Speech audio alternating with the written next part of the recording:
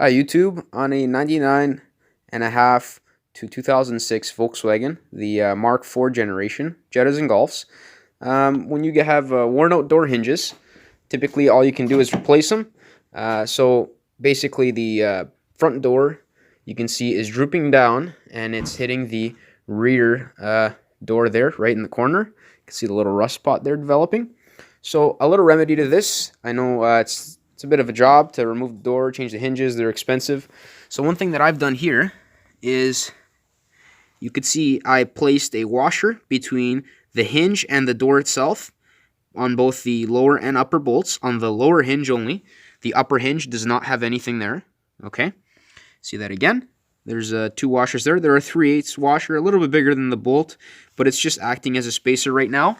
So what that does is it lifts up the rear of the door on an angle like that, just to compensate for the wear in the hinge itself. So now when I close the door here, you can see that I have a good gap and it does not touch anymore. Tools you need for this are a 13mm wrench, and then you're going to need a 8mm triple square socket, or an XZN I believe it's called. And basically they come like that. This is an example of, I think it's a 10mm. Basically you take a grinder, chop that, so then you have a nice, like a stubby version of that 8mm triple square. Okay, so you're going to take that triple square stubby socket that you just cut, slip that into the bolt there, and then you're going to take the box end wrench, and you can loosen that one, crack it loose, and then go to the second one, crack that one loose, and then what you can do is place a floor jack just underneath the corner here with a piece of block of wood so you don't scratch the door up. Just support the weight of the door, don't try jacking it up, just have it there so it's resting and taking a little bit of the weight off the hinge. And then you're just going to loosen them up, roughly bring them back 1/8 of an inch or so, a little bit more than the thickness of the washer, and then you got to shake the door a little bit just to make that clearance.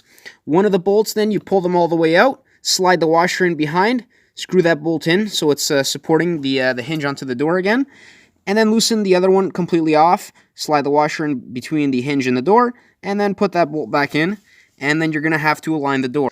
Should end up with something like that, whereas the door closes, you have a nice even gap bottom to top. Then you look from back to front, it's a nice smooth transition from the top and the bottom, okay? And that's what I mean by aligning the door, essentially. You're going to be moving the door in or out, depending on how it's aligning at the bottom and at the top. The washers are what's going to give you the gap at the top because it takes up the slack that the hinge has.